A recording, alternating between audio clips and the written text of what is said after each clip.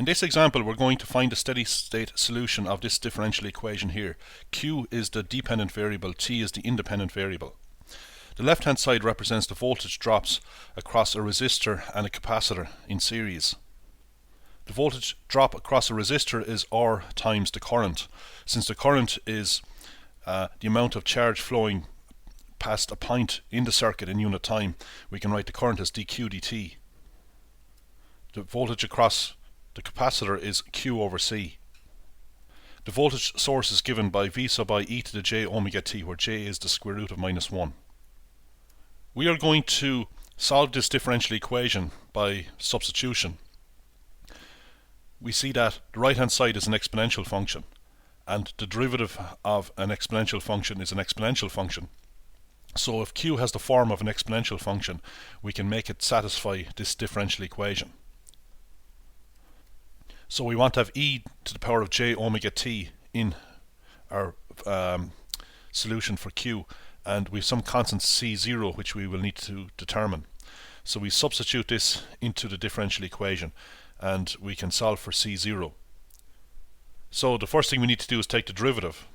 Well, we just have C0 as a constant, we leave it to one side. Differentiating e to the power of something just gives us back the exponential, but by the chain rule we differentiate the power, which is j omega. It's the coefficient of t, so we multiply by j omega. Next we substitute that in, so we have to multiply r by this. Our trial solution is C0 e to the j omega t, that's divided by the capacitance C for the second term. And we can divide all the way through by e to the j omega t, it's a common term. So we get this equation here, which we can solve for C0.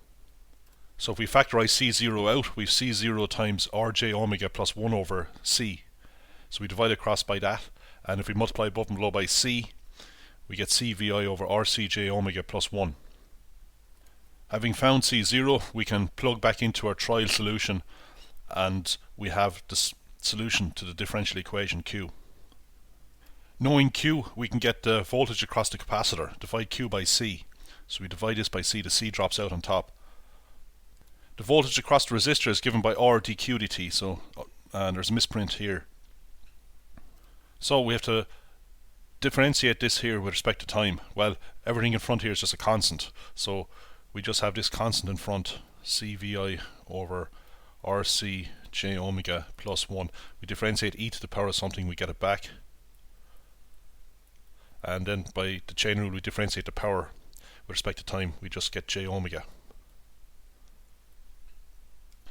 Next, we will solve the differential equation. Well, we won't solve it. We will calculate VC and VR using impedance.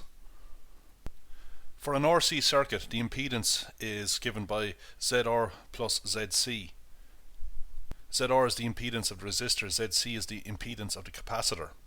Now you can look up the impedance of a capacitor. It's minus j over omega c, where j is the square root of -1. So in a series circuit, the total impedance is the sum of the impedances. So from this, we can find the total impedance of the circuit, because the impedance of the resistor is just the same as the resistance of the resistor. That's R. We don't see any complex term appearing here. It's only when we're dealing with the capacitor do we see the square root of -1, which is J. So impedance has the same units as resistance. So if we know the impedance of the circuit, we can multiply that by the current. That's equivalent to multiplying resistance by current to get the voltage across the circuit. And we know the voltage across the circuit is the term on the right hand side of this differential equation. By Euler's rule, e to the j omega t is cos omega t plus j sin omega t. So ultimately it's just real part of this that we're interested in, which would be vi cos omega t. But anyway,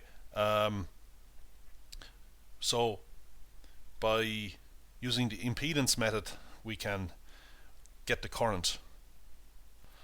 So once we know the current in the circuit as a function of time, we can get the voltage across the capacitor as a function of time.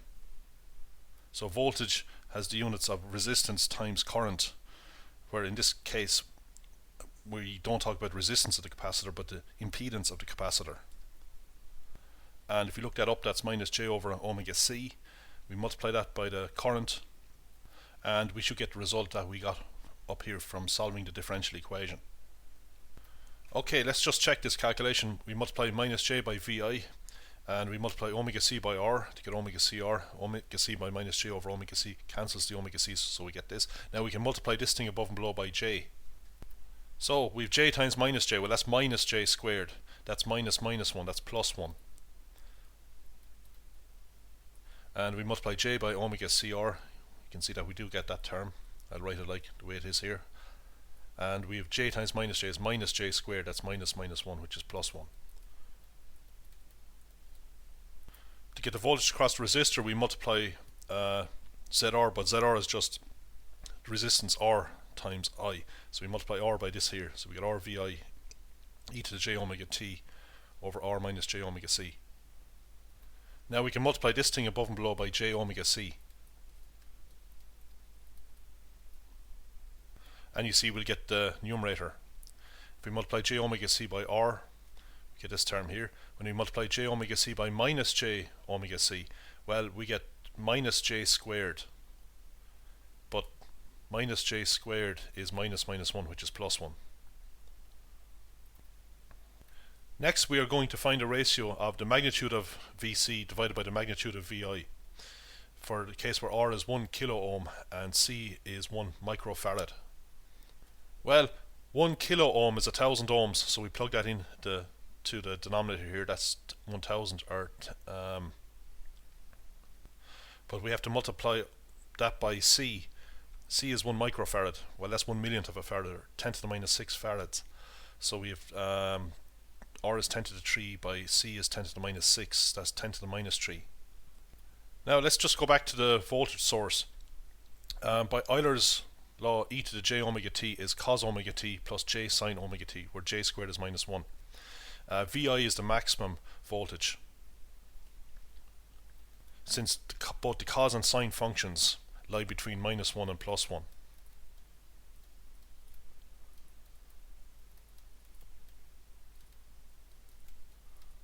So Vi is the maximum voltage, so it varies sinusoidally.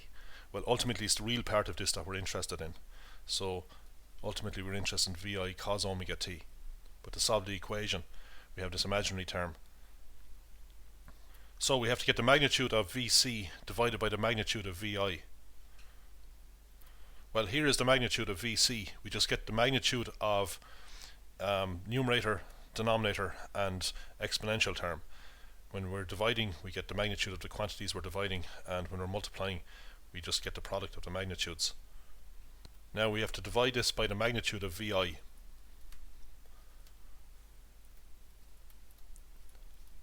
So dividing above and below by Vi gets rid of the Vi.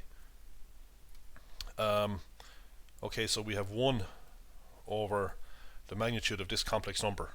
Well, the real part is 1, so we have to square that. The imaginary part is 10 to the minus 3 times omega, so we have to square that.